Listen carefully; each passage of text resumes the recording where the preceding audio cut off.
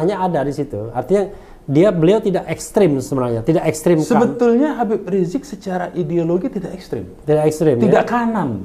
Sebagaimana yang dipahami oleh banyak orang ya. Iya. Beliau itu aswaja. Oke. Aswaja itu memang tengah sebetulnya. Kalau dalam perspektif ilmu sosial politik yang. Bismillahirrahmanirrahim. Assalamualaikum warahmatullahi wabarakatuh. Sahabat-sahabat Arajuang dimanapun kalian berada. Pada kesempatan kali ini saya kembali menyuguhkan sebuah konten yang mungkin pembahasan ini sudah dibahas oleh beberapa teman-teman yang lain. Namun sengaja saya ingin ulas ini sebagai bentuk mengkantar kelompok-kelompok tertentu yang kemudian berusaha untuk melakukan propaganda, berusaha untuk mempengaruhi umat Islam melalui media yang kemudian mereka miliki. Di video ini sahabat-sahabat sekalian, jadi mungkin beberapa waktu yang lalu saya tidak sempat untuk melakukan membuat video, membuat konten terbaru terkait update soal polemik nasab dan lain sebagainya, itu karena beberapa kesibukan. Nah, sehingga saya kembali muncul dan berusaha konsisten lagi menyuguhkan video konten yang tentu update ya. Kali ini saya ingin membahas seorang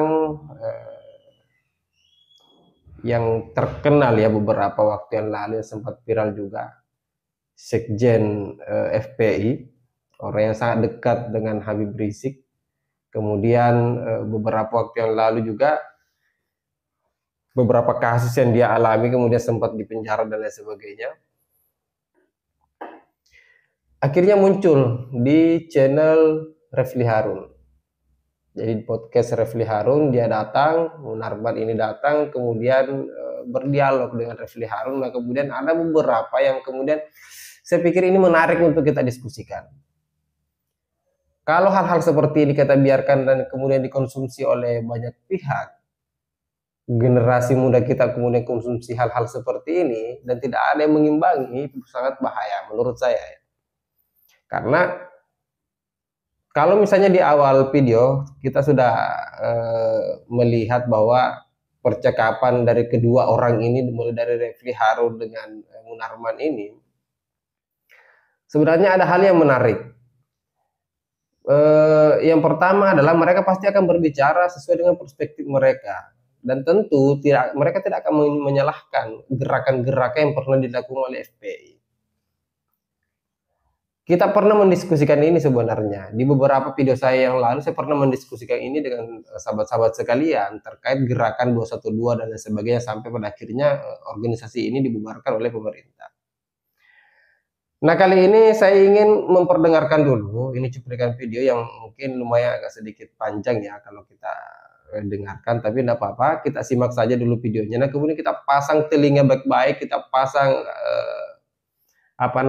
pemahaman kita, analisa kita dengan baik lewat pernyataan seorang Munarman lewat podcast Refli Harun ini. Kita dengarkan dulu sama-sama ya, sahabat-sahabat sekalian.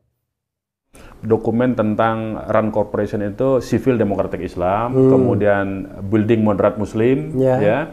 Dokumen-dokumen itu kan terbitnya 2003, 2007 ya. Oh, setelah Setelah peristiwa itu sih. Enggak, maksudnya itu dokumen lama atau dokumen baru? Dokumennya terbitnya 2003, ada yang 2003, ada yang 2007, ada yang 2008, dia kan terbit terus tuh. Dan itu kajian tahun itu juga? Kajian tahun itu juga. Okay. Jadi dia bukan dokumen yang revealed setelah 30 tahun, bukan? Oh, bukan. Okay. Itu memang mereka disewa oleh Pentagon, oleh Kementerian Luar Negeri Amerika untuk bagaimana bersikap dan menyikapi dunia Islam dalam konteks ini tadi. Dua dokumen itu ya. Ada juga dokumennya tentang Palestina, bagaimana format Palestina masa depan. Kita sudah tahu sebetulnya apa yang dikatakan oleh Trump sekarang, misalnya pindah ibu kota ke Yerusalem, itu sudah ada di dokumen itu. Jadi artinya itu mereka memang betul-betul melaksanakan itu kan. Nah, saya banyak mencoba itu juga Habib Rizik. Bagaimana strategi dari dunia barat lah kita katakan begitu ya, terhadap dunia Islam, memecah-mecah dunia Islam menjadi 4 kelompok misalnya, kelompok fundamentalis yang harus dimusuhi habis-habisan, harus dikerdilkan, kelompok tradisionalis yang digadang-gadang tapi digunakan bukan untuk bukan untuk diangkat sesungguhnya, tapi digadang-gadang untuk menghantam kelompok yang mereka sebut sebagai fundamentalis. Itu ada dalam dokumen itu. Kemudian kelompok modernis yang digadang-gadang untuk nanti jadi pemimpin di dalam setiap negeri-negeri Muslim. Kemudian ada kelompok sekularis yang patut Muslim tapi sekuler, tapi ini pun tetap diwaspadai menurut dokumen. Jadi saya banyak memberikan itu juga kepada Habib Rizik kan.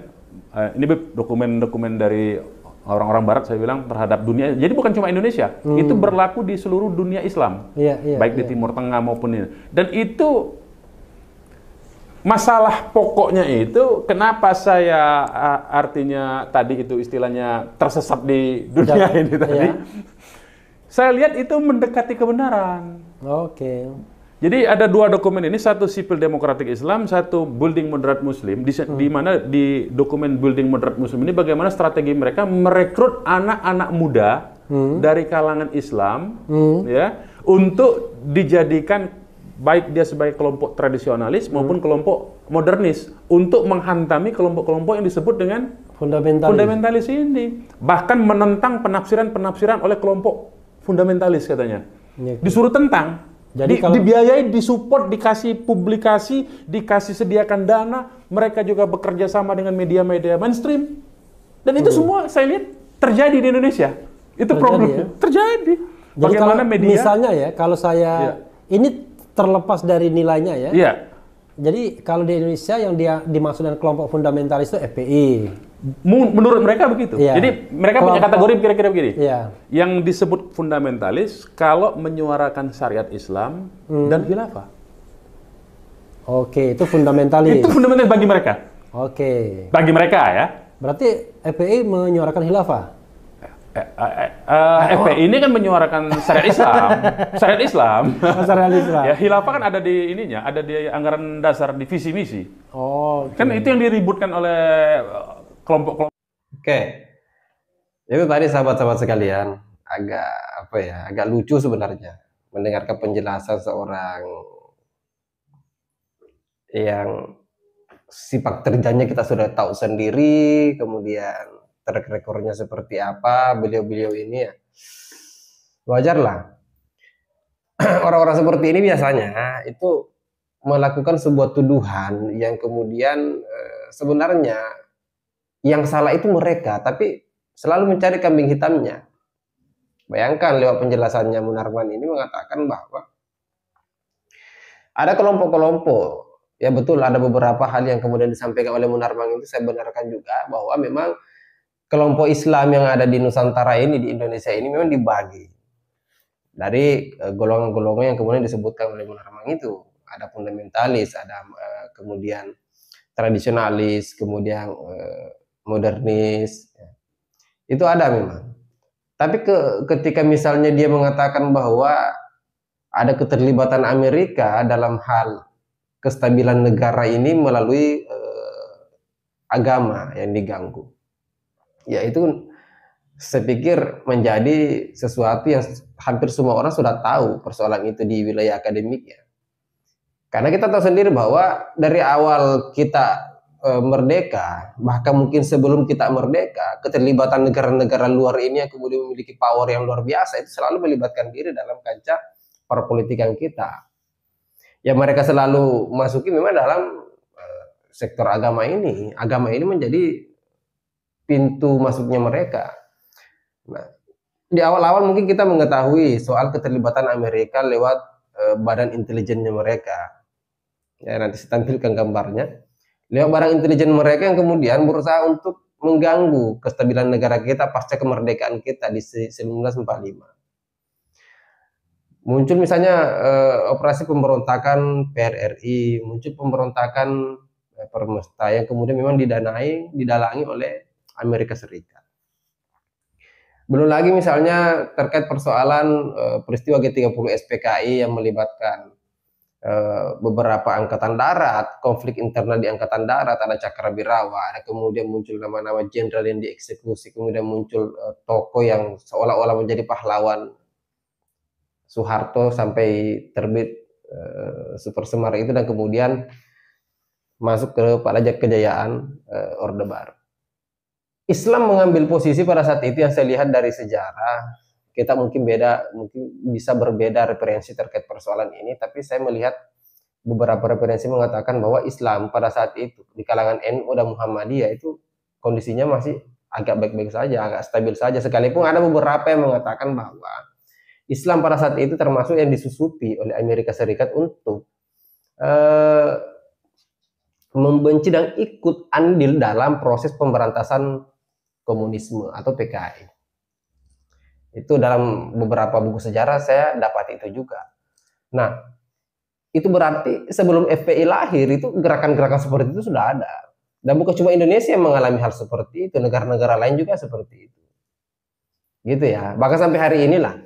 Nah, dokumen-dokumen yang didiskusikan oleh Munarman dengan Refli Harun di channelnya Refli Harun itu, saya pikir bukan sesuatu yang mengagetkan. Yang keliru dalam pandangan dan penjelasannya Munarman ini adalah seolah-olah HTI, Hizbut Tahrir yang sudah pernah dibubarkan itu, dengan FPI adalah sosok yang kemudian mereka memiliki misi suci yang selalu dihalang-halangi, dan yang menghalangi mereka pasti dialamatkan kepada kelompok tradisionalis. Siapa lagi kalau bukan NU, gitu kan? Kan NU yang berada pada posisi tradisionalis itu.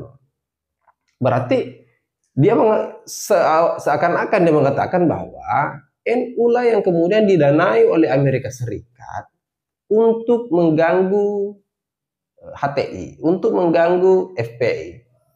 Teman-teman bisa lihatlah, sama-sama bisa lihatlah, ketika Refli Harun kemudian mempertanyakan, oh berarti FPI ini mendukung khilafah ya, itu refleksnya Munarman kelihatan. Cuma tidak enak dalam forum-forum seperti itu dia menyampaikan kebenaran.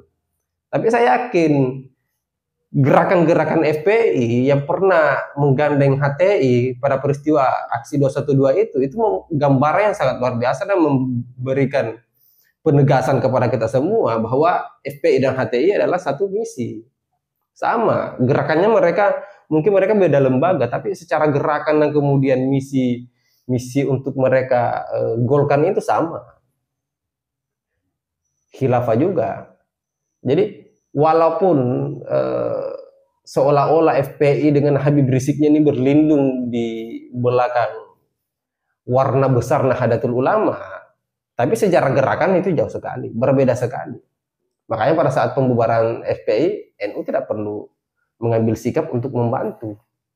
Kenapa? Karena FPI ini tidak lahir dari tubuh Nahdlatul Ulama. Sekali lagi tidak. Kalaupun dijelaskan oleh Munarman bahwa sebenarnya Habib Rizik itu tidak ekstrim kanan, dia adalah Ahlussunnah wal Jamaah. Ahlussunnah wal Jamaah seperti apa dulu? Karena semua golongan itu mengklaim diri sebagai Ahlussunnah wal Jamaah. Yang mana dulu aswajanya? Aswaja apa? Kampanye itu aswaja. Kalau di NU sendiri itu sudah dijelaskan. Kita Ahlussunnah wal Jamaah Nahdliyah itu sudah jelas. Ini aswajanya NU.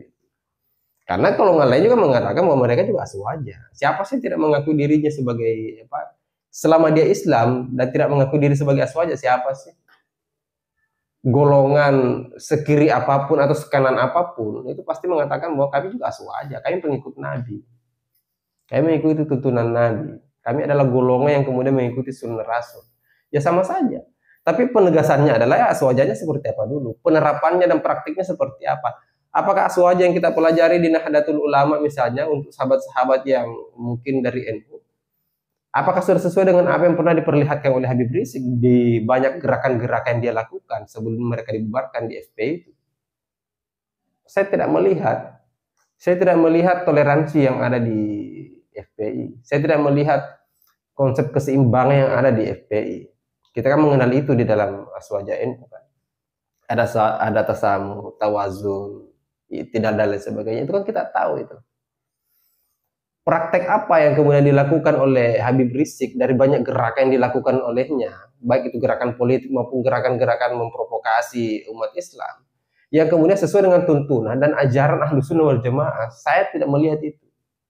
Sehingga kalaupun misalnya dalam apa namanya kajian yang mempersoalkan nasabnya mereka, terlepas apakah benar bahwa Habib Rizik ini bukan cucu Nabi ataupun dia adalah cucu Nabi, saya tidak mempersoalkan di situnya sebenarnya.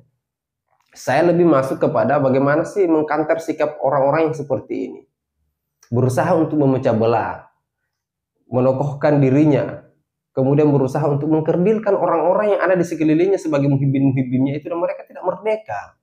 Orang-orang yang kemudian mengkritik Habib itu pasti akan dikatakan bahwa kau akan masuk neraka. Itu tidak benar. Kamu ini iblis dan sebagainya, tidak boleh mengkritik Habib karena Habib itu adalah cucu Nabi. Praktik-praktik seperti inilah yang kemudian memecah belah.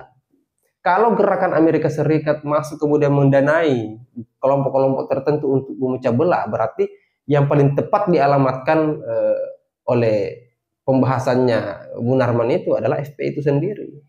Ya syukur-syukur FPI itu sudah dibubarkan. Kalau tidak kan berabe juga.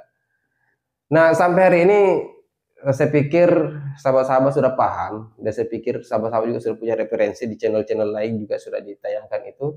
Sahabat saya yang ada di Manusia Plural juga sudah menayangkan ini jauh-jauh hari sebelumnya, sebelum saya ambil konten ini.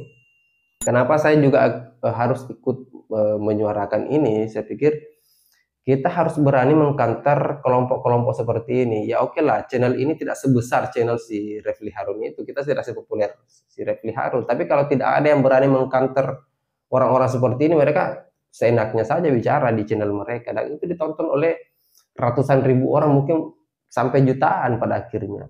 Dan berapa banyak orang yang tidak terdoktrin? Saya yakin pasti akan banyak orang yang pada akhirnya terdoktrin dengan gaya bahasa yang dilontarkan oleh Refli Harun, oleh Munarman. Itu yang kita hindari. Sehingga kita harus speak up, kita harus bicara. Saya pikir itu sahabat-sahabat sekalian, ini sudah terlalu panjang videonya. Silahkan kita berdiskusi jika sahabat-sahabat memiliki pandangan yang berbeda dengan saya. Silahkan tinggalkan pesan di kolom komentar. Jangan lupa memberikan supportnya kepada channel kecil ini, subscribe, kemudian like juga. Bagikan jika ini dianggap sebagai edukasi yang bermanfaat.